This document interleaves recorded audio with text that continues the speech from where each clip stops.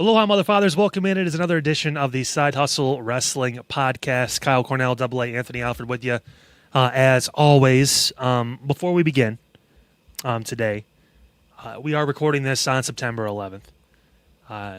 This is now nearly 25 years, 24 to be exact, since the devastating attacks. And we know you're seeing this on the 12th, but like we said, we're recording this obviously the night before. So, of course, thoughts and prayers are with the families that are still going through some of the issues from that day and the families that were affected. I know we were in grade school when this all happened. You still remember the teachers willing in the TVs and, you know, having to leave school around lunchtime because no one had any idea what was going on. And we obviously being in Northeast Ohio, where one of the areas, one of the planes was turned around, and not too far from us over in Pennsylvania is where one of them crashed. So wanted to start off the show by mentioning that. I also struggled with this because we don't talk about certain things on the show.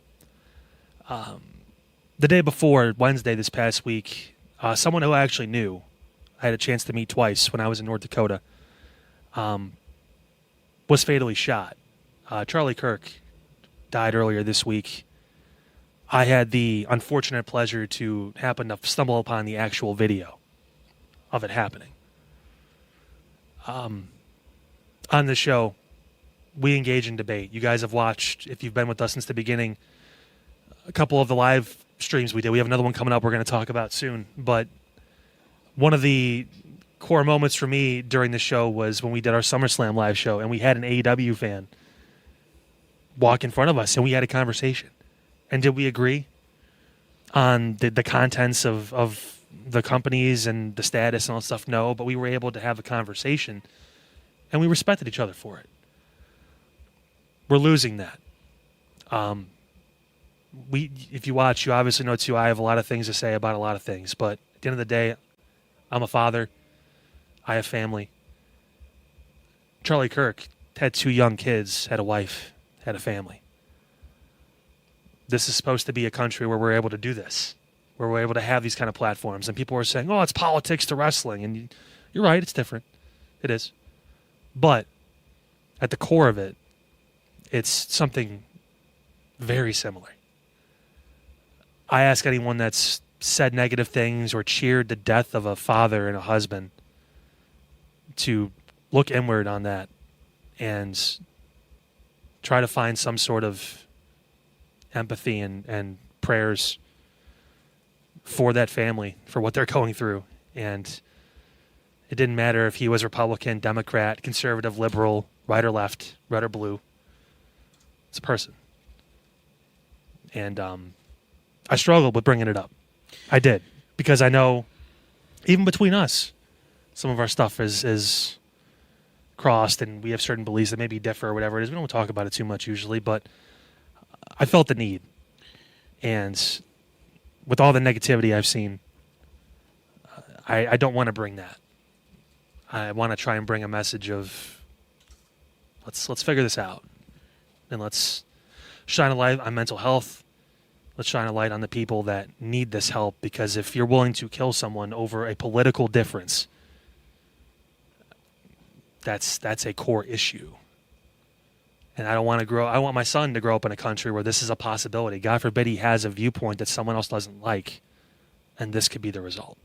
So, yeah, share the same sentiment, of all that. And of course, 9/11 and whatnot, and what happened earlier this week, and of course, all the other stuff that goes on a daily basis. I mean, really to add on, I think you're seeing, and we're all in it too, is if you disagree with somebody, that's a penalty, no matter what, apparently. That's, and if you're, dare I say, if you're in the middle, right? If you're, you lean one way or you lean the other, I guess that's also a penalty, and that's the evilness of 2025 right now, Kyle, and that's the tricky situation that everyone, 18 or older is facing right now, is that, like, you shouldn't be in a situation where you have to pick a stand on everything, right? And again, I'm not going to sit here and tell people how to feel or if you're wrong if you think a certain way, although you shouldn't be rooting for that. Like that's terrible. I will also add too, on top of everything that you said, that event, that's probably, if I'm not mistaken, that's probably the first time in public view that we have witnessed an assassination.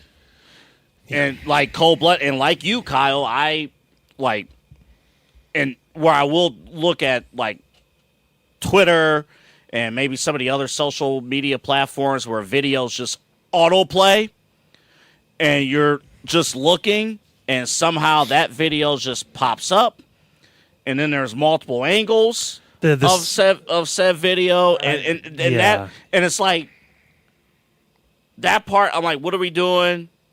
I also too think of, on top of everything you said and on top of what a lot of people are thinking, I do think of the college kids that were in attendance that saw that. Yeah. That was there. You can't erase that. It happened. And nobody, period, nobody deserves that. He was doing something that is rooted in the core values of the people that found the country. Having conversations. Like, and again, you could disagree with what his viewpoints were or whatever, but he was giving people that disagree with him voices. Like, they're not getting those voices with the people they support, with the people they don't support. He was going around the country and doing it. Having met the man, he was a very good person who had core Christian values. That was... And he was around our age, too. He's 31. He's 30. My age. Mm-hmm. Like, a lot of similarities with me and him as far as our actual full-on lives. You know, at the time we both married, both had kids. Like, it's... And I'm just thinking, too, at a college campus. You went to Toledo, I went to BG. Yeah. And just to think, I'm thinking back we have the student union, and it's very close to... I'm just imagining, too, of that happening. And that's just, it's cold. And the similar thing that I remember from 9/11, and it's kind of similar to this, sunny day, not a cloud in the sky, beautiful weather. And you see the news, you can't believe it. Then you see, it's TMZ, and then the unfortunate, video, and we're not going to get their outlets. No, you know where to find them. But my point, but you're right. Yeah. The thing is just we are at a point right now where nobody, and I mean this when I say this, politically, nobody can say anything that is 100% correct, because to somebody, you're penalized for your views. And here's the thing, it's politics now, but if people are willing to do this over something that literally, for the most part, doesn't really affect them, with someone who may be influencing people to go vote or to take a side, but he's not a political candidate. What does it mean for people like us that have strong views about wrestling? I know it's politics and wrestling, people laugh, but at the same point, who's to say we can't do a live show? And there's an AEW fan who hate watches us and is like, I know where they're going to be. And I don't want to live in that world where we can't go and be able to be amongst people that have like-minded interests or like similar things we do, but have disagreements with us, and we don't feel safe. And I'm worried and cautiously unoptimistic that we're heading towards an arena where we don't get to do a lot of the things we love to do because of this kind of behavior and because of this stuff. And it's sad. This is not a political podcast. We're going to move on unless you have something else to wrap it up with. But, I mean, I felt it's also not a religious podcast, but I felt kind of the pulling from God to be able to talk about something like this for whatever reason. I don't know. You got the platform. Yeah. And,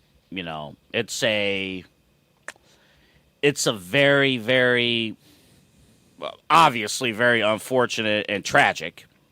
Very tragic. Just across the board tragic. And it's the fact is, too, it almost happened to the current president of the United States as well. And if he didn't turn his head at a certain point, that would have aired live on television. So we're just at a fever pitch right now of social discourse,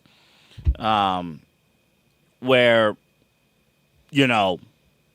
it can't just be sports and entertainment that bails us out of problems.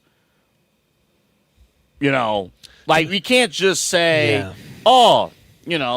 we could talk pro wrestling, or you could watch the Browns, or watch, whatever your favorite entertainment show is, and that's your escape. That's the only way people can come together, is on Sundays during Browns football, or watching WWE or AEW, whatever, or watching Love Island. That should not be the only time a community comes together. Yeah. It shouldn't happen on just Friday nights. It shouldn't just happen on weekends or anything like that. It should be a situation where if people disagree with how others view life, and the thing is, most people want that, but it's the one. It's if you have an issue, and I've struggled with my own mental health problems, especially over the past year and a half, 2 years. Talk to somebody. I didn't want to either. Like I didn't. I thought that I knew what was best. I thought that I had it all figured out, and I had to just make a few changes, and then I'd be fine.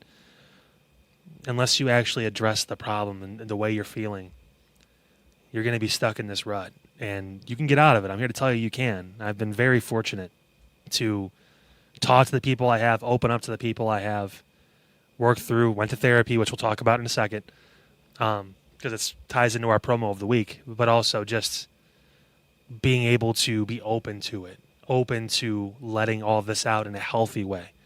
So you're not hurting not only yourself, but hurting someone else. Like, there is ways for you to take care of that. So it's a day-to-day thing. Not going to win every day, but do your best.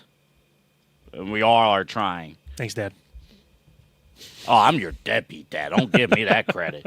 I'm your deadbeat dad. On that note, follow us on all of our socials. I will say this. Since we have last been on the air. It's been a minute. We had to take a week off. You won a tennis tournament while spraining your ankle in the final. Still swollen, by the way. It's been a week and a half. It's still freaking swollen. Turned into the biggest baby face at University Circle. The crowd was against me. Yeah. Oh, man. 3 for 3, though. 3 straight. This man went down. Afterward, I will admit, though, there was a fan who thought I competed. I just appreciated the compliment. We were in the booth a couple weeks ago for CVC TV, and someone walks over to me after he walks, because he takes a walk at halftime to, get away from me for a minute. But I need halftime to be longer. Go ahead. He needs breaks. Yeah. They're thinking about shutting from 20 to 15 minutes, but he walks up, he's like, "Hey, was that AA?" I'm like, "God, yeah, it was." He's like, "Oh, I haven't seen him in forever." He comes back and they talk for a second. He walks over. He's like, "I have no idea who that person was." I'm like, "Sounds about right." When you work with an actual celebrity, that's not true. And sometimes you'll go, and again, like the tennis tournament, it's supposed to be okay. It's Kyle's tournament. We're just here, and I appreciate your support as always, showing up. Of course. Hey man, you competed, huh? Wild. Absolutely wild. But no, I do appreciate you coming out. No problem. And hanging out. We launched a new network, Inside Edge Network. You'll see the logo on the corner. But we launched a network. It just looks bigger, so I wanted to give it a proper showcase. There you go. And we're back ready. Oh, and I've been told this man is like a huge Cleveland Browns fan now. How was that? You was at the dog pound? So yeah, we were in the upper part. Okay. Still technically that side of the end zone is the dog pound, yeah. I had a good time with the person I was with. Okay. I appreciated that. I appreciated the opportunity to go. I masqueraded as a Browns fan. You had to fit the part. There are pictures that hopefully will not be shared on this podcast. But no, I'm not wearing this stuff here. I know that person had talked to you about that. It was heavily pushed. Yeah. It was heavily pushed. And like MVP, it got pushed back down because of the prior felony. Like, yeah. Like, no, I went all out, man. I got the shorts, I got the shirt, I got the hat, I got a chain. Yeah. And then you watch the Browns lose in the most Browns way possible. And I thought to myself, man, imagine if this actually affected me. I would have been so devastated. Like, oh my goodness. And the best part is they kept the kicker. That was cool. Worst decision. I'll talk about it on the main event show. Worst decision. Well, because you have no emotional attachment to the kicker. Like, there's no emotional attachment. 2 years ago, that dude was the best kicker in football almost. And then he had one kind of off year. He still made like 84% of his kicks, but he missed a few, and they were like, nah. And Kevin Stefanski is not – he barely kicks it anyway. He usually goes for it on fourth down. He's going to be even more hesitant. Listen, the Browns are trying to get that top 5 pick, and I can appreciate that. There you go. Send it in. Send it in, Jerome. Yeah. Oh, shoot, wrong sport. Any kicker with a Z in his last name, kind of shaky. Just want to point it out. Yeah, you got a point there. Yeah. All right, let's talk some wrestling. We got to talk some business wrestling, too, because there's a lot of stuff. I will fully disclose, too, I'm not going to rag on AEW this week only because of the stuff that happened with Charlie on Wednesday. I tried to watch my mind, it just wasn't there. Yeah. I know they're not. I think all of wrestling, the ratings have been down.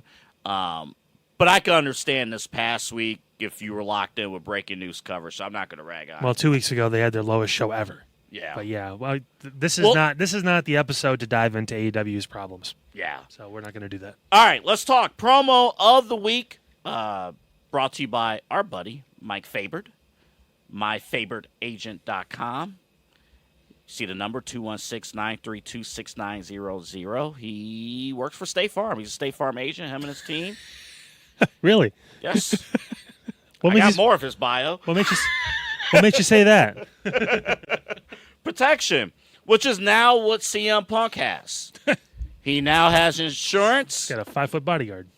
Yes, he does. Yes, he does. His 5-foot insurance policy. Listen, she could do some damage, and it is the promo of the week. Let's bring it to you right now, courtesy of Netflix and WWE. So for those of you who weren't here 10 years ago, and we're really confused as to why your millennial parents were very excited on Friday, allow me to introduce myself. My name is AJ Lee.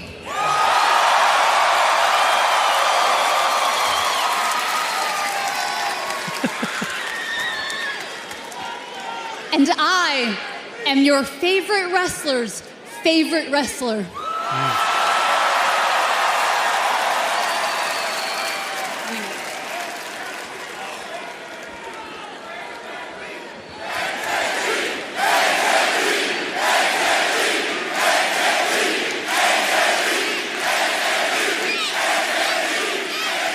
Okay, there was a lot more. Courtesy of thank you, Pete. Courtesy of Netflix and WWE. But if we want to evaluate, like when I did the Raw Reacts, and I said, if you go promo class 1-on-1, technically sound, it ain't the perfect promo, but it overly did the job of what it needed to do, and I pulled that out in particular because the first thing is you can't just assume everybody knows who you are. Yeah. And I loved right out of the gate AJ basically reintroducing herself because she needed to. That was, I know you've been iffy on the Punk Rollins thing, and I mentioned in my reacts to just her return. I wanted to let it sit for a few days and let her have 2 appearances and let her talk before I finally was able to say something about it. It gives the feud life because it is technically something different. Your thoughts on mixed tag matches, I mean, that's up for debate. Obviously, this could branch into separate title feuds. Wait, hold up. Were you not a fan of the mixed match challenge a few years ago? Believe it or not, that was some of the best work a lot of those people did. I agree. Like AJ and Charlotte did great work together. I forget who else was in there, but there was a couple teams where I was like, okay, there was a lot of like, I think it was a 10-week series. That was some good wrestling. If it's done in spurts with a story that feels like, what else can we do with this story? And that was something I brought up with Punk and Rollins a long time ago with that steel cage match. And I was like, what else could they do? Mm-hmm. They found different ways to keep it there, but add a new wrinkle in. With them at WrestleMania, it was throwing Roman into the mix, obviously, because anything Roman touches turns to gold. With this now, with Punk and Rollins, Punk finally gets the world championship. Rollins cashes in, new wrinkle. All this time, the mountain that Punk finally climbed, 2 years, whatever, taken away like that. Now, again, we can't just have a normal Punk Seth match now. Let's involve Becky because she's got done with the Bayley Lyra thing. She doesn't have a lot going on right now. This makes the most sense. I loved it. I loved her appearance on Friday, last week's SmackDown, and I loved the promo because it felt real. Mm-hmm. Felt like, yeah, you can write some things and you can do whatever, but like, I'm sure even Triple H was like, you know what? Just tell them what you've been doing. Tell them what you've been through. 100%. Like, because they've all grown throughout all that. And she did not leave because of Punk. She left on her own volition. They wanted her to stay originally. Obviously, everyone knows the story about Punk and why he left and all that. But she left on her own a little while later because she was done. She was content with her career. And to be fair, at that time, there wasn't really much else for her to do. She'd been champion, I think, a few times at that point. There wasn't a Women's Royal Rumble. There wasn't Women's Money in the Bank. There wasn't any of these goals. Well, selfishly as fans, you obviously wanted her to stay. But she was also like, hey, you know what? What else is there really for me to do? My husband's on bad terms with the company, or my fiance at the time, soon-to-be husband. I'm okay. I have other stuff I want to take care of. I've done a lot. I can take care of my body now. She said, and she admitted she had the mental health issues, and she went and got therapy, got help. That's great. I never thought in 2025 we'd get a therapy chant in WWE. That was pretty cool. No, that was fantastic. Yeah, that multiple times. No, yeah, that was fantastic. And then her recommending therapy to Becky was hilarious. Like, you should try it. It's great. Like, I know a guy. I can introduce you. It was can't hilarious. really boo that. No, No, it was great. I loved. I'm back on board with this feud. I'm back on board. It's new life. It's a new way. I'm back. We're going to talk about the big reason is because of Becky. We'll talk about her in a second. Yeah. But yes, AJ Lee being back.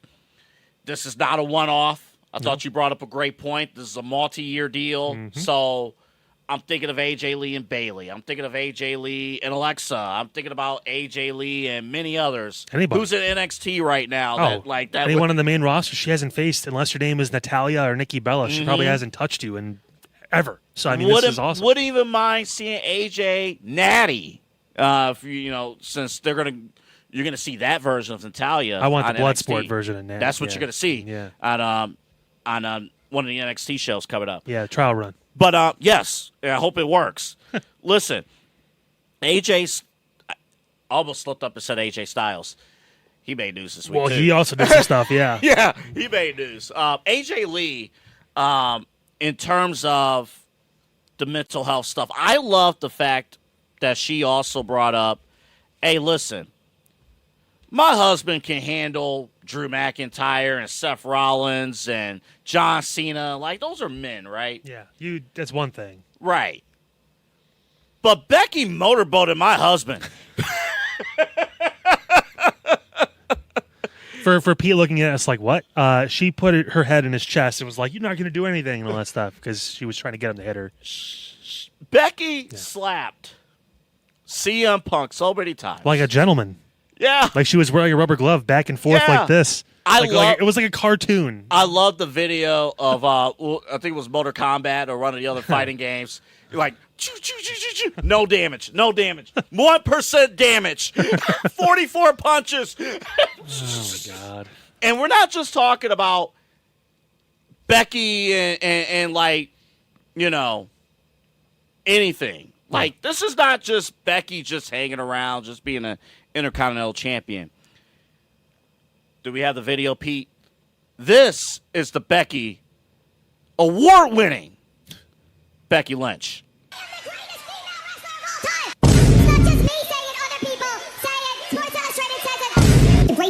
wrestler of all time. And it's not just me saying that. Other people are saying that. Sports Illustrated. The greatest female wrestler who ever lived. And it's not just me saying that. Other people say that. Sports Illustrated say that. Greatest female wrestler of all time. And it's not just me saying it. Other people are saying it. Sports Illustrated says it.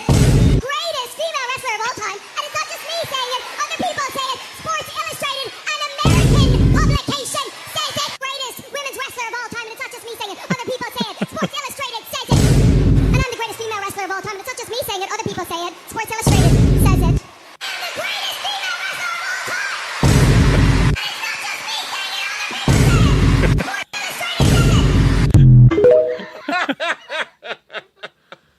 Oh my goodness. Thank you, WWE. Thank you, Wrestler, Got for pulling that together on TikTok. Got the co-sign of Colton. He was on board with it too. That was fantastic. What the heck? Yeah. She's flexing that line. Yes, she is. And Sports Illustrated, I've heard, is threatening to move her to number 2 so she can stop and come up with new material. Yeah. Next time Becky comes to Cleveland, next time they do a show here. I'll give her Not credit. not the best. Sports Illustrated says it. Plain Dealer says I'm the best. I'll give That her little Side Hustle podcast says I'm the best. I give her credit. I didn't say that Charlotte was still the best, but that's because she won 15,000 titles. But That's not according to Becky Lynch. yeah. Sports Illustrated. Yes. I give her credit because the first time she turned heel, it felt forced. This time, she's being a better heel. Like, she learned from that first heel run, and she's found a line. I don't even acknowledge her first heel run. This is so good. Yeah. I don't even acknowledge that the first heel run existed. Well, sometimes you have to go through it to get to a better point, and this is the perfect person for her to feud with because, again, it was kind of like, hey, who really makes sense? Obviously, Stephanie Vaquer and EO got their own thing. Rhea's kind of in no man's land tune for now. She doesn't really make sense in this currently for the women's IC title. Not yet. She's still kind of hovering around the title picture, kind of. So there was an opening, and we had said there needs to be one person in the division. Becky appears to be that person, or maybe she's just talking about the division. We're not sure if she's officially full-blown. She has yet to make an appearance with all of them together. Well, they've been unofficially split for these last couple weeks, which I like. Yeah. I like Seth and Becky doing their thing, and it gives an opportunity for Bronson and Braun, or LeBron, according to LA Knight, an opportunity to find their voices too. Yeah. Because we talked a month ago about how well Braun Breaker was as the fill-in leader, and I think they're doing a great job too. We're not going to have much time to. Well, actually, we are for a little bit, but they're doing a great job there. But yeah, I honestly, I will fully admit, I will look into that camera and say I completely underestimated Becky Lynch, her promo ability. Her promo ability really has elevated this feud to a main event status and has elevated this thing to where, man, I'm locked in, Kyle, about this entire story. Her promo ability got us interested in a Nikki Bella versus Becky Lynch match. 100%. Yeah. I mean, she's doing some really good work now, and for someone that we kind of, you even said, has been lost for a little while, it seems, as far as, like, she's a huge name, but it's like, what has she really done? I mean, this mid-card championship has been a godsend to help her kind of elevate not only that title, but elevate herself. And then now, with the work she's doing on the mic, and then obviously we know she's great in ring, too. I mean, it's going to be great. I'm curious to see how AJ does. She's in great shape. She's in great athletic shape. Now, she was doing... And you know this playing sports. Yeah. That there is a difference. But she was doing a TV show called Heels where she was training for wrestling because it was part of her act. So I'd like to believe she's rolled around a little bit and done some stuff in there. Will there be a couple spots during that match? I'm sure she may miss a cue or two. Maybe. Because, again, she was around in the Divas area, and while she was one of the best female superstars in that area, no offense, but the wrestling bar wasn't as high yet. So, I mean, it was Natalya, and then Naomi was kind of creeping up a little bit with some of her work, but she was still a Funkadactyl. And then it was Nikki Bella. So, I mean, your bar wasn't really... Mama. Yeah. And Paige was around, too. Paige was probably one of the best technical wrestlers because she'd been training since she was, came out of the womb. So, She might come back. That she's got a reason. She might come Cora back. Jade's got a reason to come back now. I'm Yeah. sure Roxanne's doing backflips because she's on Raw too, so she's probably picking her brain all the time. Did you see the picture?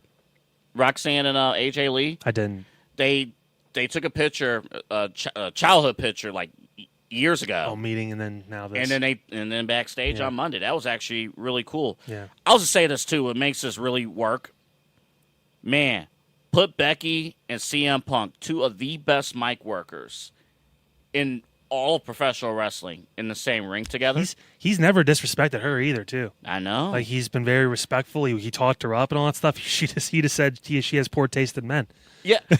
and then once AJ Lee gets her footing back, like gets back in the pace, because the one from a technical standpoint, I will say her pacing was a little off on this promo, just a bit from a technical standpoint. Well, it wasn't supposed to be technical. It was supposed to be just feelings. So Exactly. I wasn't really looking for like any of these super hard hitting lines or whatever. I mean, she was. I'm not penalizing at all. It's just an observation. As an organic talker, she's really good. Oh, that's why Monday worked big time. She had to hit it out of the park, and she almost did. If she missed anything, maybe she had a triple, but that's still an extra base hit. So I'll give her credit. Yeah. So I'm very curious. I'm very curious to see what's going to happen next week. That's all you can ask for any storyline. It's like, man, Keep me entertained. can't wait to see what's going to happen next week. Yep. Like, that's fun. And by the way, Seth Rollins, instead of worrying about the Chicago Bears losing, yeah, I watch Good Morning Football. Pay attention to what your wife is doing. Now, I ain't gonna lie, that was a cool moment. Jamie Erdahl, one of the hosts of Good Morning Football, DM'd. She's a Vikings fan. DM'd Chicago Bear fan, Seth Rollins, and it's like your team's losing, and Seth Rollins is losing. Did you realize too? Before we move on and talk about Mike, did you realize when Becky was ripping on the Chicago teams, ripping them? Bulls suck. White Sox, Blackhawks, Cubs. Who was the Bulls player that was in the crowd? I don't remember. Kobe White. I think that's who it was. Yeah. She looked at us like, they're going to trade your ass. She left out one team. The Bears. And you know why? Because that was not approved in her promo. I still think it's honestly crazy ironic that Seth Rollins' favorite team is Chicago and Punk's from Chicago. You think they'd naturally have something to connect on, but I guess not. I don't get it, man. I don't get it. Well, But I do get this. because he didn't trade him for free 16 when he was 16 years old. He still hates him. So there you go. He hates football. He'll love him again when the Bears can hold on to a lead. I know you're not talking about that Browns fan. Our promo of the week, AJ Lee. She can kick, can't she? They're looking. They may say that or not, but you know they are. Let's play. We have full confidence in our kicker. We're going to cut after this week when he misses 2 more. Right. Like, why would you? You can't even put him back out. He can. It's the Browns. They can put whoever they want. Let's hear from Mike. What should fans who might be watching you here in Cleveland for the first time, hey, they look you up on the website, on the app, they call you, what should they expect? Yeah, I mean, first off, between me and my team, you're going to get one of us. If you want to deal directly with the man, you're more than welcome to. I don't mind. I love working with customers because I look at it this way. I have a lot of good life experience financially. I said 12 years of banking. I've got now 2.5 years of insurance. I have a lot of money and just kind of life and financial stuff knowledge. So that's what I look to do, is to truly help people get from that point A to point B financially. It's not about just, saving money on auto insurance, sure, but if I can kind of turn that into a better discussion, really help people understand what actually insurance does, why it's important, because it's not a tangible. I joke when I leave that I lock the office door so no one steals all the insurance, but there's not just insurance laying around. So there's just it's kind of a mystery kind of component in people's lives that they think is a scam and all the different things you hear. It's not. It can feel like it sometimes. I'm not even going to be say that it doesn't, but if you understand how it works and understand and have a person who you can go to help with those kind of situations, that's what we're here to do. That's what my team's here to do. That's what I'm here to do, and that's what I take a lot of pride and have a lot of passion in, obviously, as you can probably tell. So, Well, I mean, I know you said the joke, hey, we locked the door so no one steals the insurance, but it's exactly right. So we were just talking over the break about Mike and, him competing at the next Extra show, which we'll talk about in just a moment. But I'll tell you, and we say this every time, life insurance is utterly important. And, man, it's tough when, that's the most uncomfortable conversation, period. But it's really uncomfortable if something happens and you don't have it. Unfortunately, we have a direct thing to reference with this, and it's sad and it's upsetting, and it's a real unfortunate thing to tie into Mike, but it's true. You never know what can happen, and that's why whether you're 31, 51, 75, whatever, I mean, as an adult, especially with kids or a family, I mean, this is something you need to take care of because you never know what can come down the pike. So Mike is one of those people that can make sure that if, God forbid, that worst day happens, the one thing you don't have to worry about is the rest of your family, how they're going to be able to move forward, how they're going to be able to take care of whatever they need to take care of because he's got your back. MyFabertAgent.com. That's MyFabert agent.com.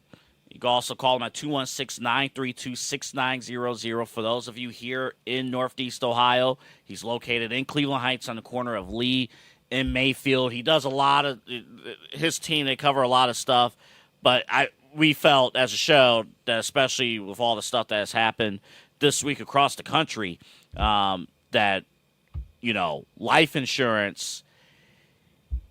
Look, I'm just gonna cut to the chase. You gotta have it. You gotta have it. And you got to have it with somebody who you trust, and we trust Mike. And, again, it's uncomfortable, but Mike will help you understand and put a plan together that will set you and your family, you and your loved ones set and ready for the future. So, again, Mike from State Farm, he'll take care of you. 216-932-6900. You can also look him up, Mike Fabert, on the State Farm app as well. He is the claims adjuster. Got to get him on the show. I know. Got to get him wrestling again. Yeah. He's getting rusty. We gotta dust off the singlet. I know. We gotta do that, of course. And coming up October 11th, Exodus Pro Wrestling, their next show.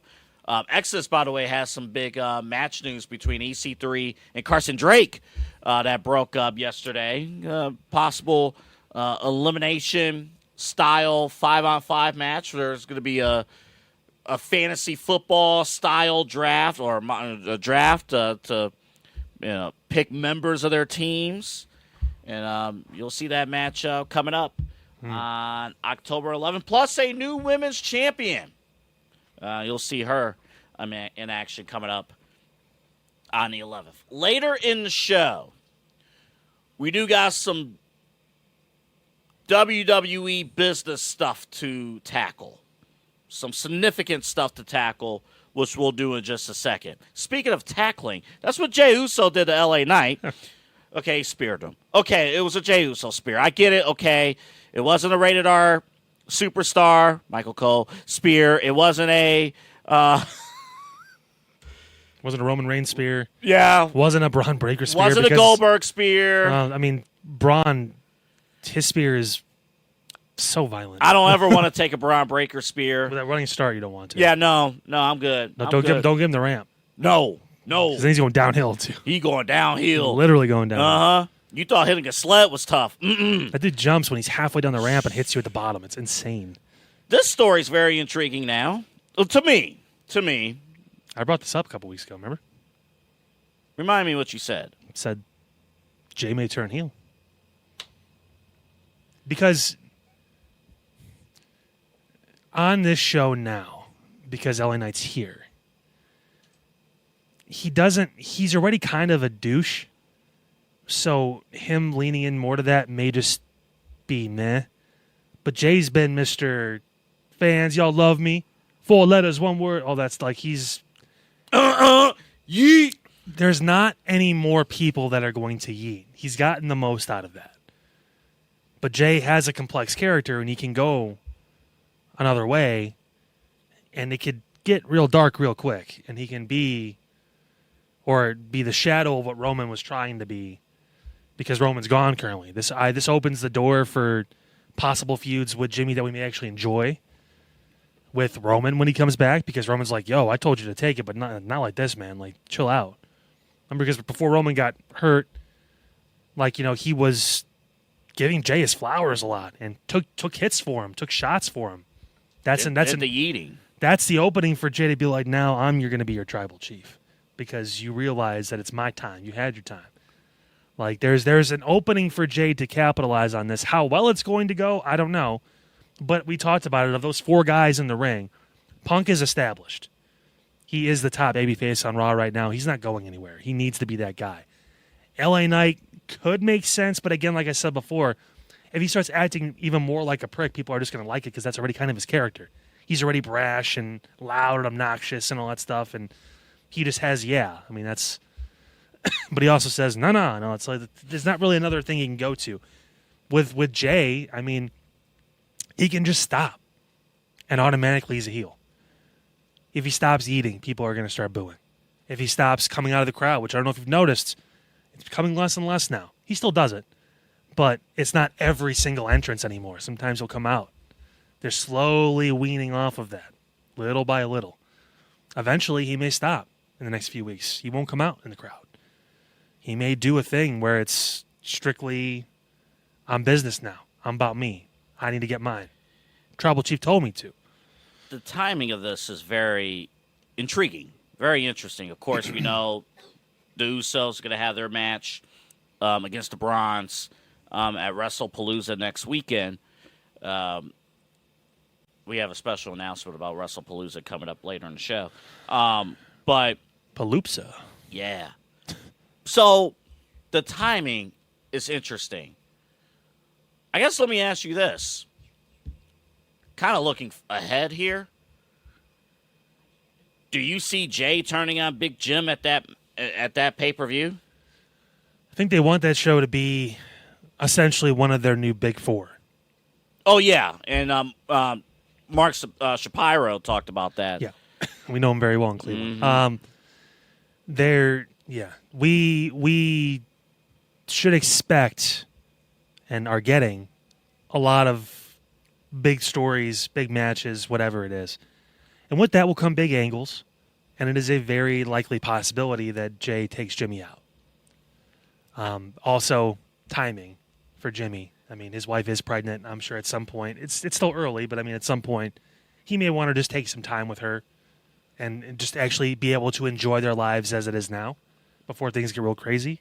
So what you're telling me, heel turn happens. There's a chance. So you're telling me there's a chance. Heel turn happens. There's a feud that could write Jimmy, Big Jim, off of television. It'd be really interesting for me. This won't happen because he's, for whatever reason, still embroiled in this, but this would be the perfect opportunity to turn Dom face. It would be, and I know he had a moment during a commercial break where the fans were chanting the Dom, Mr. I hate that now. I know you don't like it. Yeah. It's Jump the Shark. It was anywho, but they. I never met the Shark, but I heard he's a nice guy. Not in this case, because everybody does. He's an amphibian. But right. Is he though? No. Yeah, sharks are fish. For some reason, I had in my head they're mammals, but isn't that dolphins? Or no, that's whales. Whales. I failed biology. Continue. We go to our biology expert, Pete. Pete. Whales are mammals. Thanks, Pete.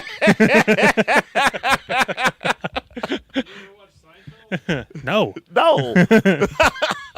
Wrong generation. Peter. Back in my day, Jerry Seinfeld was taking the Metro every Sunday. What's the deal?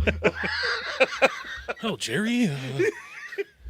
Like he was always doing cocaine. Like that's what he looked like all the time. Like constant state of coke. I Like, think there was somebody else on the show who did that. Anywho, the entire fucking the entire series.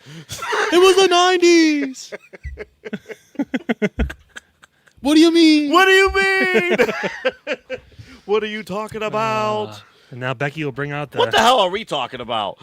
What are we Becky's- talking about? Becky's gonna start soup Nazi and AJ Lee Oh, now. man. No title for you. You come back. No title now. I can quote like a bunch of stuff I've never seen. It's Hey, insane. there was a time a few years ago, Do you remember? the 21st night of September. You went back and forth on that. Can you imagine if Earth, We Wind, did and a Fire? great job on one of those football games last year or 2 years ago doing that. That was great. Yeah. What about Earth, Wind, and Fire? If Earth, Wind, and Fire and Michael Jackson did an album together, I mean, AI Ooh. exists. They could still do it. they could, but it wouldn't hit the same. Okay, there are some And to be fair, neither would Lil Michael. There are some members of Earth, Wind, and Fire who are still with us. So I Yeah. should say, Well, and of course. yeah. Yeah. See, that's what Pokemon's for. Pokemon is there to teach. Where are we going? Where did this train? Who pulled the lever and like just changed the route this much? There was a time, Kyle and Pete, that one of my buddies played season 2 of Seinfeld on Netflix. Like it was just rolling while in the living room, and I felt like I watched all of Jerry Seinfeld's stand-ups.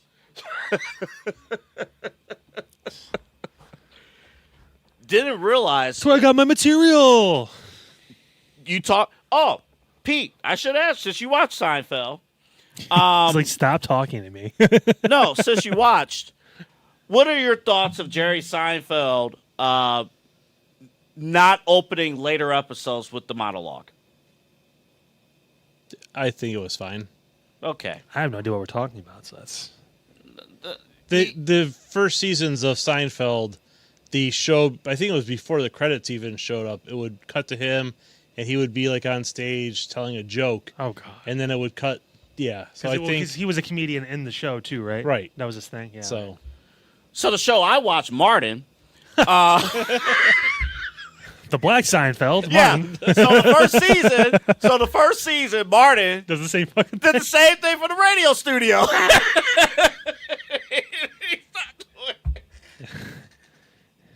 All right, we're gonna have a breakdown of Friends and Living Single. Who stole from who? Who stole which spear? Bye. This topic is cooked. Let's move on. Okay, real quick. I do have one other thing though here. So I will say this. I think this is great character development from Jay. I mean, think of it from this standpoint. He had a taste of that title.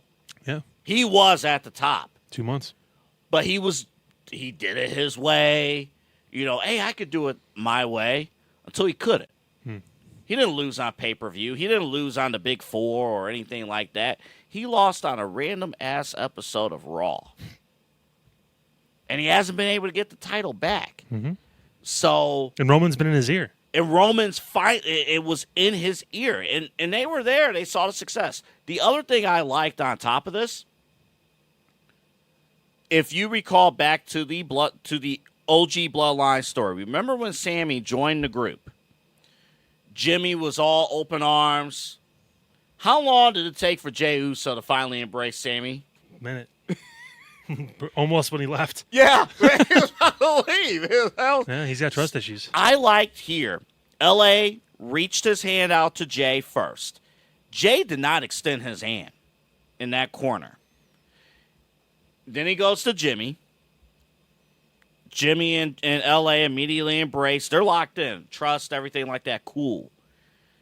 So I liked even that little detail That's very- before the spear. It's very much their personalities are different because Jimmy's always been the one.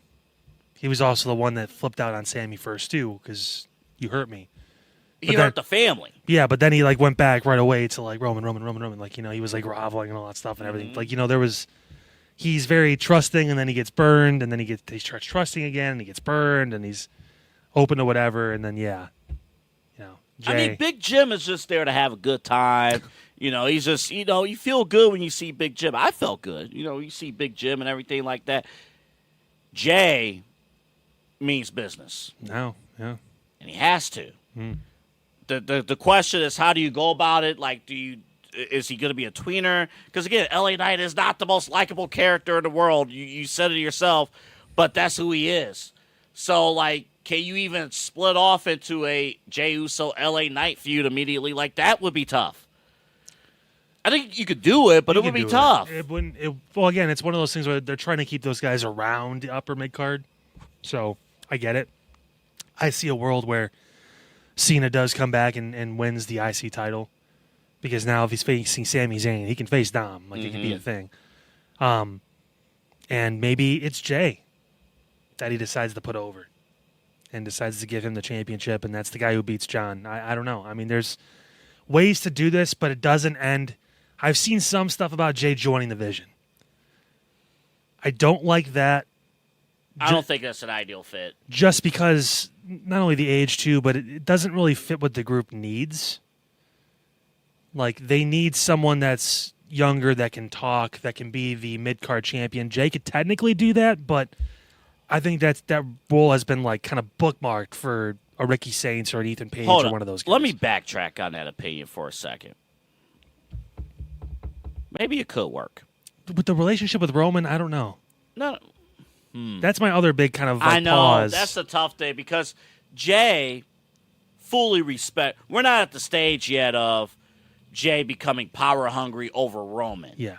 I think we'll eventually get there. Roman has to be there for that. So I don't know if that story makes sense now, especially in this short term, because Roman's going to be gone for the rest. Gotcha. I don't think Roman's going to be back for WrestlePalooza even, which I'm sure people they're pissed about. But I mean, like, biggest show ever. Maybe not the biggest. We'll find out in a minute. But, like, that's going to be wild. I know somebody who will pay him very well to show up at their show. They won't have to. He's still under contract. Well, no. I'm not talking about them. I'm talking to WWE. Yeah. I know which country. I know which promoter very well. We got some things to address. First on this side, Triple H. Who are we undressing? Triple H. Oh, that's what Stephanie does every. Oh man. Anywho. Never mind.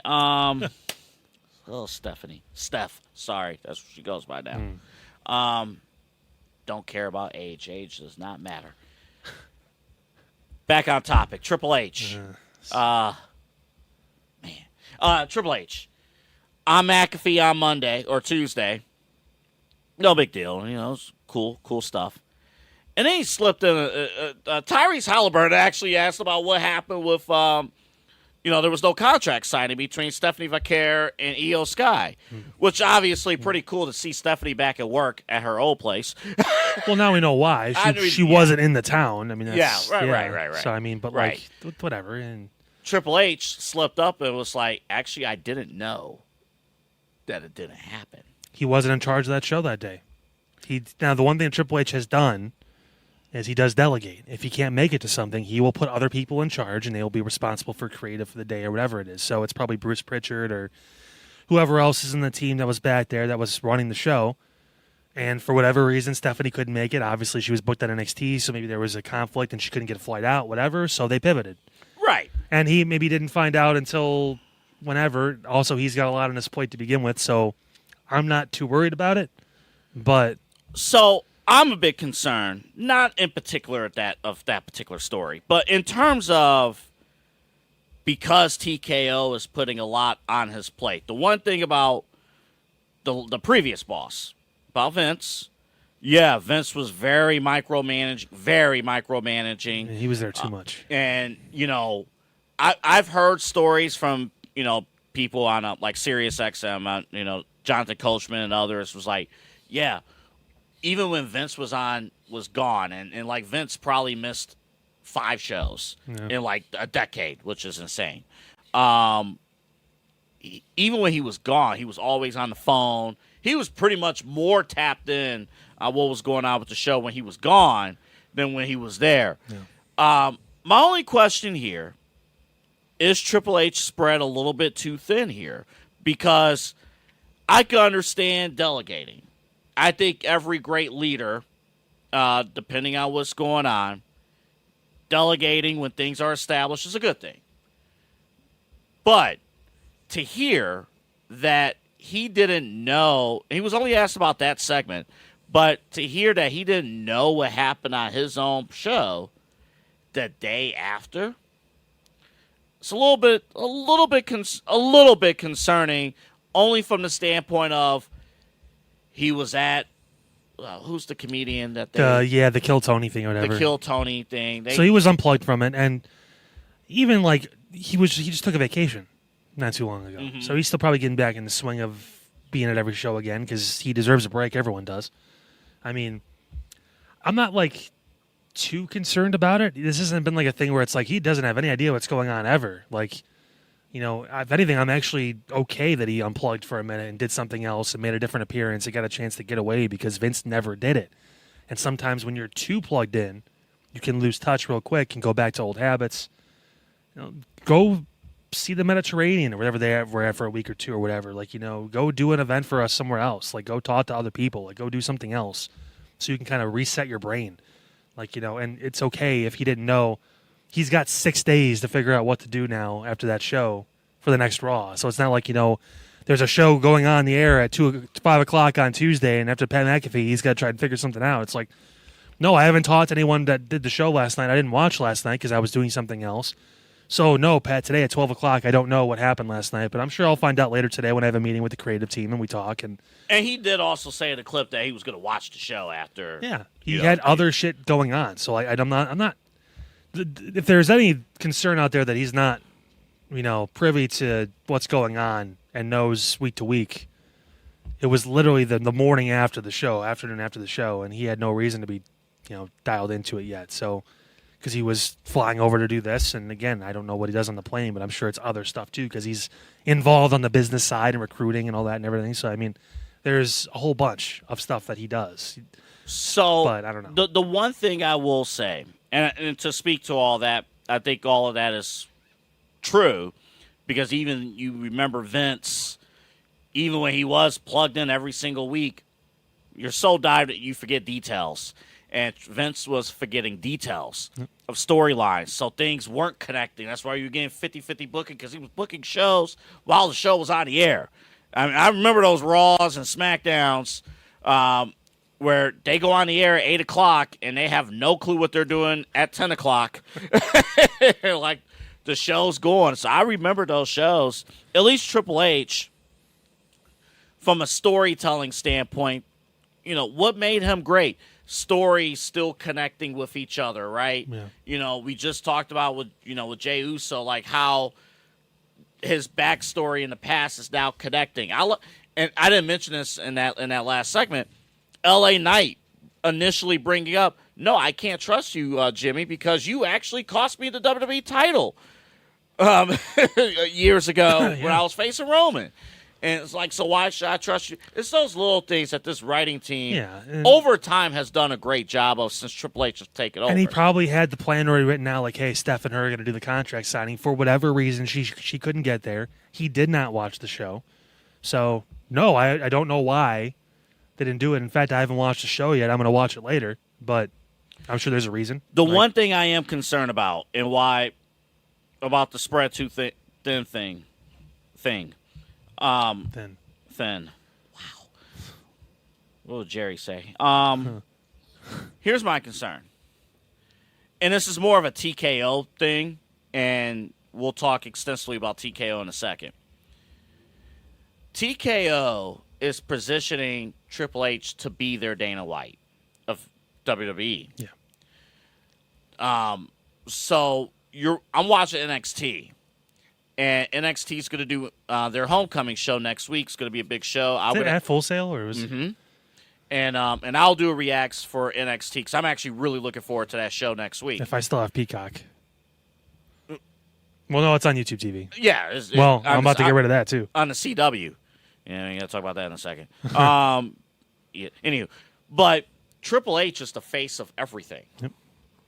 Now, a lot of people are not complaining about it because Triple H, if you talk about like Q rating, talk about the Q score, Triple H is very likable, right? So it's not like if you see Triple H on your screen, you're not going to be like, get him off, or get him off television. Like, you're not going to do that.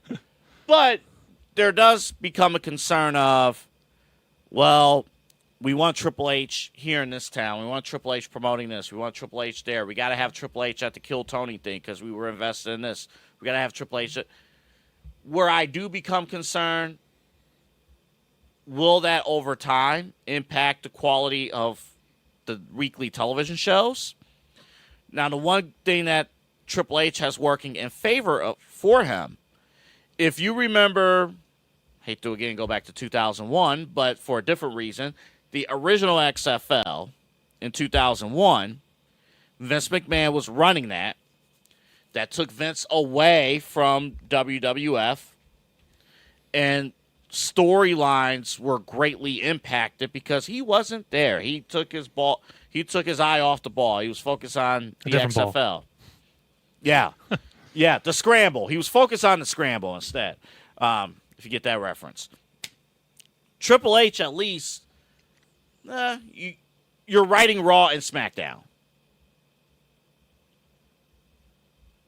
You don't have to worry about booking house shows because you don't do house shows. They still have live events, but it's not nearly as many as it was before. They announced like 15 dates for like a whole quarter plus, so it's like over like 3 months. So again, does everyone make them? No. It's only certain superstars go. It's usually still split because SmackDown will do them, Raw will do them, that kind of stuff. So that's nice. But I think it's different too because, John Cena, full-time John Cena, on top of wrestling 300 nights a year, John Cena was doing all those Make-A-Wishes, doing all those public appearances, doing all that stuff. And Roman Reigns, now he's at the top. He's like, yeah, I ain't doing all that. Roman's not doing all that. Different situations, too. John was single and didn't really have much going on. Roman's got 5 kids currently in school. Like, it's like, yeah, he's... Well, and even... Priorities are a little different. Even single John Cena, that is insane. Yeah. To do all of that. He always wanted to make himself busy. That was his thing. I know. So I think Triple H takes it upon himself to make those public appearances. Plus, TKO wants him to do that because I feel TKO, because AEW exists, there's a part of me in my mind that is saying TKO wants to make almost every one of their wrestlers expendable. As long as the WWE brand, as long as Triple H is running it, and we could put out Triple H, do you really need to know who the superstars are? I don't know if that's the ideal approach. It feels like to me that's the approach TKO is taking. It's the UFC approach. It's the reason why, I don't know a lot of MMA stars where 10, 15 years ago, I could tell you half of the MMA fighters that's on the roster. I can't tell you any of them now. I mean, let me know when Conor McGregor is back. Let me know when John Jones always gets in trouble. But it's the brand. It's the UFC brand. That's something Vince always said, too. No one's bigger than the company. I mean, that's... Well, Vince said that, and Vince believed it in scope. But he pushed his superstars out in public. TKO, and that's why I don't know if I can fully blame Triple H, because Vince was running it. Triple H is reporting to somebody. Well, he's running creative. He's essentially running the company, but they are owned by a board. So he reports to 5 people or whatever, one of them being The Rock. So, I mean, but if anyone understands the business, it is Dwayne. So here's what we're going to talk about on the other side here. Now, there are 2 Mark Shapiros. Now, the one that we know here in Cleveland is now with the Toronto Blue Jays. And the president of TKO. I'm kidding. Right. The second one is this guy, the president of TKO. Real Italian. Yeah. He says some things about ticket prices that you may not be happy. Actually, I know you won't be happy about. He used to actually run ESPN back in the day. Oh, yeah. Remember on Playmakers? No. Playmakers almost cost ESPN their NFL contract. Yeah. Also coming up. Oh, that logo is rough. There it is, 2027. I guess unofficially, but it's going to happen. They may make the announcement today. It's going to happen. It's going there. The Rock will face Stone Cold. If you ever wanted to watch a zombie, Hulk Hogan's coming back.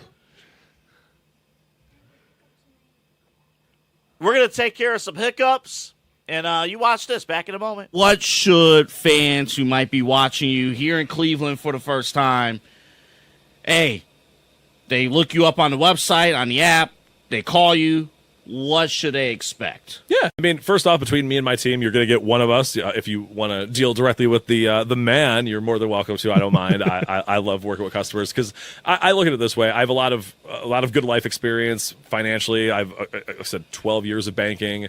I've got now 2.5 years of insurance. I have a lot of money and just kind of life and financial stuff knowledge. So that's what I look to do, is to truly help people get from that point A to point B financially. It's not about just, saving money on auto insurance, sure, but if I can kind of turn that into a better discussion, really help people understand what actually insurance does, why it's important, because it's not a tangible. I joke when I leave that I lock the office door so no one steals all the insurance, but there's not just insurance laying around. So there's just it's kind of a mystery kind of component in people's lives that they think is a scam and all the different things you hear. It's not. It can feel like it sometimes. I'm not even going to say that it doesn't, but if you understand how it works and understand and have a person who you can go to help with those kind of situations, that's what we're here to do. That's what my team's here to do. That's what I'm here to do, and that's what I take a lot of pride and have a lot of passion in, obviously, as you can probably tell. So, well, I know you said the joke, hey, we lock the door so no one steals the insurance, but it's exactly right. Small business owners are superheroes, but nowadays running your business means doing so inside your shop and on social media. That's why you should make Omega Video Marketing your sidekick. With a decade of content creation experience, I create dynamic, informative, and fun videos for your specific social needs that will increase brand awareness, get you more followers, and keep your social pages and websites current and fresh. I offer flexible pricing and turn times and will work with you to understand your brand and your story.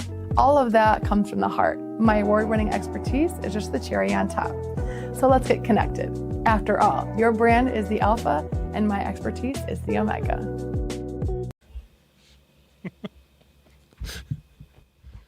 Oh, we're back. Speaking Omega of doing something about it, yeah, Omega Video Marketing. Yeah. Oh, yeah, I was supposed to say something. You were. And I forgot. I got distracted. Yeah. Do you understand the words? All right. MeganRG440 at gmail.com. MeganRG440 at gmail.com. That's how you can reach Emmy Award-winning producer, 4-time Emmy Award-winning producer. It will soon be 5. Don't worry. When the next Emmys come around, she'll do another great story, and she'll walk into an Emmy. It's just across the table. I'm like, we're out of space. See, now we're in a competition because she has 4 Emmys and I have 3 tennis trophies. So I'm trying to, I'm catching up. I don't have anything. You'll get there.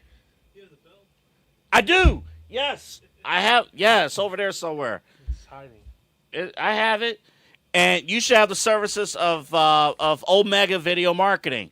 She does an unbelievable job. Of course, wedding season, event season. You want the best to capture your biggest moments professionally and personally.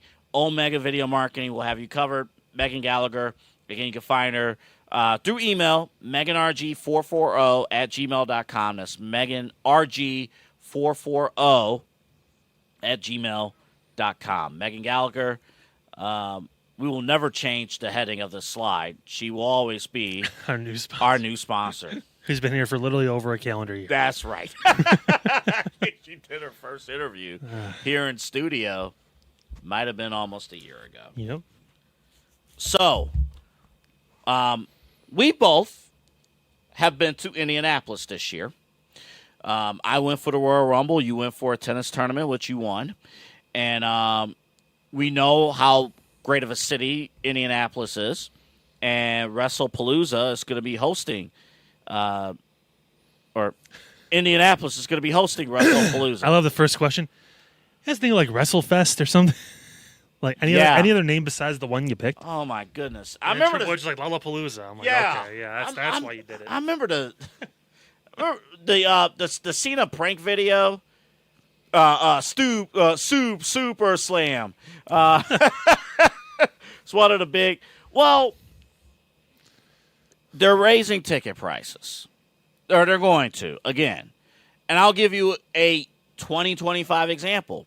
Paid for a ticket for Monday Night Raw back in February. Paid for one person, $38, including fees, all that stuff. $38. The same ticket. Were you sitting outside? I was up in the nosebleeds. That's right. The same ticket for SmackDown. That was the Hulk Hogan tribute show. $75.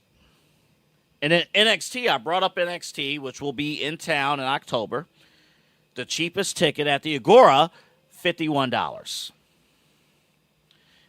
I mean, and then this guy who almost lost the NFL contract for ESPN 20-some years ago by airing a show called Playmakers on his network, said, and I'm going to bring up the quote here. I wish I would have retweeted it, but he was on a conference call talking about earnings, and he essentially said that WWE is not at a point where UFC is as far as profit margins, and that Vince McMahon, oh yeah, he somehow made Vince McMahon a babyface out of all this. Vince McMahon was targeting families as far as ticket prices, and we got to get away from that, basically. Yeah, we got to get away from targeting more tickets bought.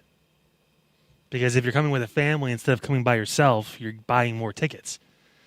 If a mom and dad with two kids that are 8 years old that like wrestling want to go to a show, you want to target them so they buy 4 tickets. But if it's a single 35-year-old man who now you're targeting, that's only 1 ticket. Mm-hmm. Common sense says sell more tickets. Yeah. Don't sell less tickets for more money. Sell more tickets, and you can increase it like incrementally based on inflation or whatever, but don't like kill it, and you'll still make more money because you're still selling more tickets. That's why you're at the Agora and not at the Wolstein Center. That's why you're doing events at the Wolstein Center, not Rocket Mortgage. Vice versa for any major city with their arenas and or theaters that are around. Like, yeah. So this is what he said at it was the Goldman Sachs. It's a terrible mindset, by the way, to have for business sense. He said here, we know we have a lot of room there in terms of ticket prices. Vince McMahon was primarily pricing tickets for families and wasn't totally focused on maximizing the opportunity in terms of profit margins. Now that we've seen what we can do with the UFC, we want to repeat that in terms of ticket sales and holding back in advanced sales when it comes to on location on the WWE side, and he says it's working out really well. I guess you're not taking most of the time. You're not taking kids to a UFC fight because of the violence and it's two completely different things. So, but if you're gonna do that and you're gonna cater your ticket sales higher to more individuals, or we're focusing on men and women that are in their 20s, 30s, as opposed to families with their kids coming, then the content has to change too, because you're still putting a TV product out there that is fringing on still families.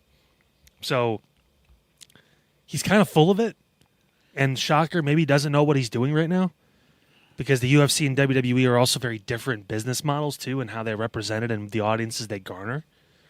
The UFC is very male centric. They're also unfair to their fighters' pay. God forbid the Pauls say something about that too, right? But they're very unfair to their fighters. Unless you're Conor McGregor or John Jones, you're not getting paid. But I mean, that's why they're eliminating Conor McGregor's and John Jones. When Dana White, when your promoter is the face of your promotion, and you make the fighters no names, there you almost get away with that. Long story short, this is stupid. I mean, I was all for like having niche things like Netflix can do. They can say certain things that are a little more across the line because they're streaming and all that stuff, and too. But they also said no swearing. Then Netflix comes out and says you can't do this, can't do that. So if you're trying to cater to an older audience that will pay more for tickets as opposed to paying for families, One, be ready for less attendance in some of these events if you're going to start doing that. Just because that's look at AEW. It's natural. If you cater to men 18 to 49, because they're the key demo for what you're trying to get. And that's the reason why he's saying this, because they view them as competition and they want to kill that demo for them. Mm-hmm. So we need to take all the people that watch that show, go to that show in that demo from them. So that's their focus. It's not about the big picture. It's about competition. Well, even the big picture is missing, too. You said on our last show, because I'm like, when we do our day job, we always say, like, by rule, adults 18 and over have spending power. People under 18 don't have spending power. And you stopped me on my tracks. And explain again why. Colton, when you want a new game for your Switch, who pays for it? Or dad, right? Yeah. Or grandma or grandpa, yeah. But when you want a new game, or you want to see John Cena, y'all go see John Cena. My son's 7. He has spending power. I'm writing the check. And he's trying to come into frame now. Come on. Come over. Get in the shot. Yeah, there he is. There he is. Yeah. You hide behind me? Come here. Come in the middle. Yeah, you want to be in the middle this whole time. Welcome. Yeah. Hold up. I should. Did you like Becky Lynch earlier when she was saying Sports Illustrated? Where you going? Come here. Come on. Talk in the mic. Did you like it when they changed your voice? Yeah. Yeah? Yes. Is that all? That's it. How about John Cena? Do you like John Cena? Mm-hmm. Yeah, there you go.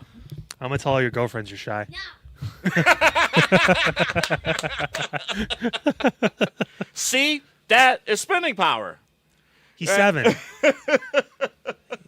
Again, just because they don't track it doesn't mean it's not true. And again, he's not technically spending the money, but technically my money is his money. I'm the one that controls what he gets, what he takes, all that stuff. It's the power of the family. And also, if we want to go to an event, if we want to go to an event, he sees something he wants to go to, which, let's be honest, that's how kids are. They see something, I want to do this, I want to do that. We're buying multiple tickets. So you can sell one ticket for $50, or you could sell 2 tickets for $35, and you make $20 more, and you get more people at the event. Not even including concessions and merchandise and things like that you're going to buy. If you can keep attendance at the level that they've had and that they're having, while increasing ticket sales and changing the demo, well then, okay, fine. But also, this is setting up people for multiple generations to watch the show too. It's sustained success. It's not after we watch it when we're 25, we forget about it because we didn't want to bring our kids to it because it was like more of a niche thing and we didn't really think they would enjoy it or it was too much or whatever. There was a method behind this change after the Attitude Era, and it's why they've had and why they were worth over $9 billion. What did UFC sell for? Close to 9? Yeah, it was up there. It was around that. So they're around the same as far as value. Yeah. I mean, but they're two different things. And if you're TKO, you think you'd want different things in your portfolio. We've got a strict thing here with UFC that's more based on individuals and higher ticket sales. And on this side, we have WWE, which is more family-based, that covers bigger attendance, all this stuff. UFC is not selling out a 70,000-seat football stadium 4 or 5 times a year. No. They're doing. But their home base is Las Vegas. Yeah. The T-Mobile Arena. That's their home base. That's great. Where, that's 20,000 people. But you can get out of those 20,000 people, you could get at least 1,000 influencers to show up to a UFC event in Las Vegas. Well, now look at WWE. You got guys from sports teams, influencers that are on the show. It's not even just, I Show Speed is in the stands at MMA. No, I Show Speed is getting speared by Braun Breaker in the middle of the ring. That's why WWE is one of the most, and pro wrestling in general, one of the most different, so unique things in our entertainment sphere that you ever see. They got greedy, though. Last year, Colton. They got greedy because last year they had all those sellouts, right? Yeah. Every week, Michael Cole or Corey Graves, whoever. Hey, this sellout number 20, sellout number 35, sellout whatever. You're not getting the sellouts this year, but what are they promoting? What's the first thing Triple H used to always mention at every press conference? Record gate. It's all financial. It's all money. gate, right? Which again, it's a business.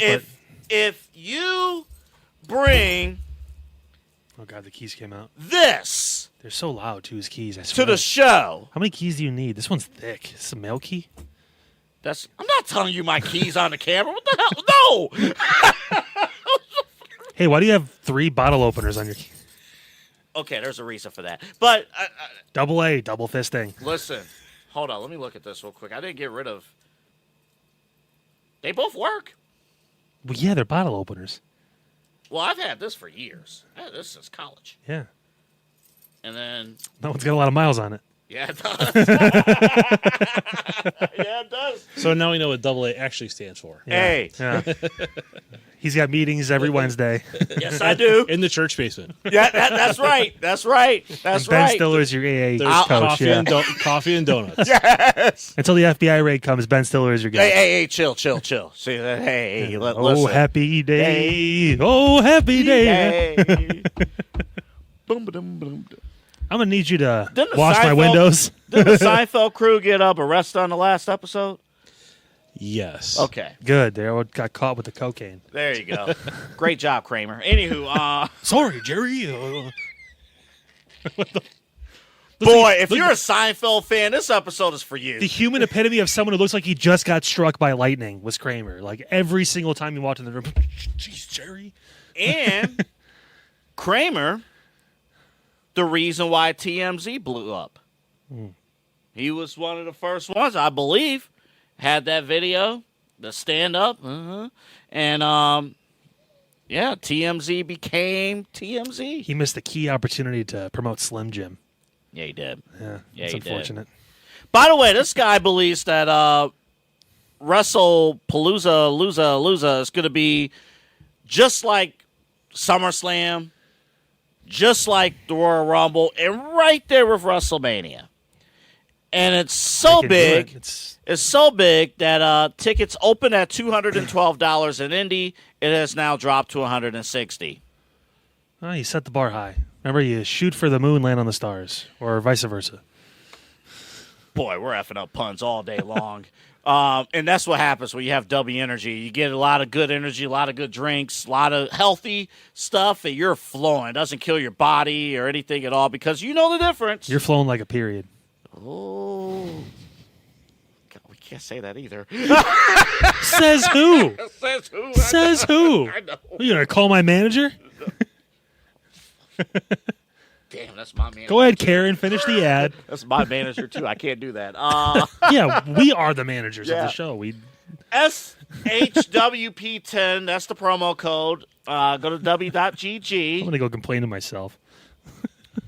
Don't ever call me that again. WrestleMania Energy. A lot of good stuff, a lot of good drinks. SHWP10. Get your 10% discount on pure, natural, unadulterated. You see that? That's horse energy. Your taste buds' favorite energy drink. Yeah. Just like AJ Lee's your wrestler's favorite wrestler. And it's your taste buds' favorite energy drink.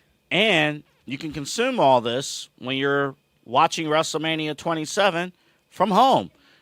Because your ass ain't going here. I can't wait. I can't wait to watch the replay of WrestleMania 27. By the way, we just went back in time 16 years. No big deal. Oh, man. 43 is a number we're searching for. Yeah, this is apparently a thing. We kind of saw this on the horizon, mainly because I was looking to the east. Yeah, But you are. nevertheless, apparently we're gonna get like Undertaker versus, Oh, yeah, Undertaker's definitely wrestling in this. This is You're going to get ridiculous. Undertaker. They're going to run back Undertaker and Shawn. I think, you know what? If I'm being completely honest with you, I think there's a natural reaction to say that, of course, Saudi's going to spend all this money for these people. I am fairly certain that will die down at some point, just because some of these guys aren't doing it. The Rock, I could see doing it. Well, the target, all kidding aside, the target match is Roman and Rock. Yeah. That's the That's the target match. But again, how many more years can you keep putting that off? Especially because Dwayne lost a lot of his muscle too for his role. I know that I'm a little concerned about. The cushion from a wrestling standpoint, I'm concerned. Yeah, about. the cushion. He was getting hurt a lot when he wrestled, so maybe that's a good thing. He can move around a little better. Hopefully, he's doing yoga or whatever it is too. Just like the flexibility is important, especially in wrestling. But how many more years are we going to put this off before this was supposed to be a match in 2015? Well, we missed out. Honestly, I know we eventually got it, but we missed out on Undertaker and Cena at Mania during their prime years. We missed out. Well, we got it in like a half happenstance way. That was a squash. Yeah, when John was basically being a comedy character. Mm-hmm. But I mean, I don't know. And this is in danger of heading in that direction. Now they've got time on their side with this, and we've talked about the coronation of Braun Breaker and some of these people. Braun could be a big enough name by this point, 2 years from now, year and a half, 2 years from now, to be a headliner on the show. He's got the crowd behind him with the barking and all that stuff. He could be that kind of level talent. So what? Are we talking, 20 months from now? Yeah. By then, maybe you don't need some of those guys. They're still going to want Rock. They're still going to want appearances. But, I mean, Undertaker should not be wrestling anymore. He can't. No. He can't. They teased that with Trick, and I'm glad they didn't do it because he can't do that anymore. And why would he want to? Don't tarnish the legacy anymore. I don't care for how much money. You've made enough. A lot of these guys, these legends, are trying to pull out, so to speak. Stone Cold is making a ton of money. The Rock obviously has. Was Cena do it? No. I think, John, if there's one thing about John Cena, and we can all admit to this, morally, when he says something, he means it. He's not going to be at WrestleMania next year. He's not going to do another wrestling show wrestling. He may show up to just be like an ambassador, like, hey, I'm excited to be here. Are you guys happy at WrestleMania? But he's not going to wrestle. If there's an open wallet for John Cena, because he's by making these Dwayne guys, money. He's making Dwayne money now with the movies he's doing. So he doesn't need it. No, of course he doesn't need it. No. Would he still do it? No, he will be an ambassador and will show up for WWE like he said he's going to for big events because he still loves WWE, but he's not going to wrestle. If they pitch to him, what's the match? What are we missing? That's going to be over a year and a half from his retirement that he's going to want to come back. If they pitch to him Cena and Roman, no, I'm just trying to think of the biggest possible match. He's going to be like, no, why? There's also got to be a reason. It can't be because it's in Saudi and he's getting paid. John will want a reason for the match. They'll find a way. I agree with what you're saying. Nobody wants to see that. There's no one I want to see John fight in Saudi Arabia a year and a half after he said he was done. There's nobody. Not even Stone Cold. I don't want to see that. Why? Why do I want to see two guys in their 50s, Stone Cold maybe almost 60 at that point, fighting? Yeah, he'll be 60. I don't care what kind of. And Stone Cold's in great shape, and so was John. But I don't care. I don't want to see the that. The only thing I'm really build new stars. Well, they have guys. They have people in the wings ready. I know they have guys. I'm just concerned. That's all. I'm not saying don't bring. There's some people that would make sense. And remember again, this is going to be 2 nights. The roster will be on the show, that won't be a question. The roster will be there. If you're doing Triple H booking, this is 7 matches both nights. Yeah, and that's 6 to 7. Been consistent. Yes, that's been consistent throughout. On the major shows, like WrestlePalooza, will have probably 6 or 7 matches because it's considered a major show now. But you are seeing the power, though, of one of the things where you're just because you never want to hear a businessman say, "Yeah, we're going to raise prices." Like the CEO of HBO Max, who's been destroying Warner Brothers, he just said that they're going to raise HBO Max prices. So if you have 20 a month, be prepared to spend 25. I cannot wait to get rid of YouTube TV and watch my subscription rate just drop so much. How much I'm paying per month. It's fantastic. I'm going to bundle the ESPN thing. We're going to have a conversation on our live show next week about that. Mm-hmm. But I'll just say this. They are pushing site fees. They are telling cities, you want our product, you got to pay us. Yeah. And Vegas outbid New Orleans. And we all thought, maybe I'm making an assumption here, that London or even France, even Lyon, France, or It'd be Paris, France. Paris. They'd have to go to Paris for that. Or Paris, like we thought like they would be the first ones. And Saudi, they just have more money than anybody else can offer. London will, if they wanted to, I'm going very much the extreme here. And I don't think they would do this, but I wouldn't put it past them. If Saudi wanted to, they could buy out the WrestleMania franchise if they wanted to. I think the goal with this now is going to be every other year we're going to be in Vegas. We're going to have a U.S.-based WrestleMania every other year. But the year that we're not in Vegas, I think they're going to be here. I don't think they're going to do Saudi every year. I think it's going to be a 2 or 3 year rotation where they will be there. Because if they're spending the money, and They'll go back. They will. if you maybe I'm over whatever a little bit. But if you look at the profit margins, right, and we always see every year on the annual reports, annual statements, the Saudi show shows up as other. So you really don't have to do year-to-year comparisons. It shows up as other. And WWE and TKO makes more money on the other category than a lot of other companies. So if they're spending that much on Crown Jewel or whatever. Night of Champions. Night of Champions. If they're spending that much and they're WrestleMania, War Rumble, SummerSlam, give us one of the big four every year. TKO is taking that money and running. One of them. It won't be WrestleMania every year. It's too big of a brand to have at Saudi Arabia every year. Yeah, I'll give you WrestleMania, but I'm saying the big four. Yeah, one of them go there. That's fine. Whatever. I mean, because I know it's a business at the end of the day, and they have to make their money, and they're going to do whatever they need to. It's fine. They also signed the 10-year deal with Saudi.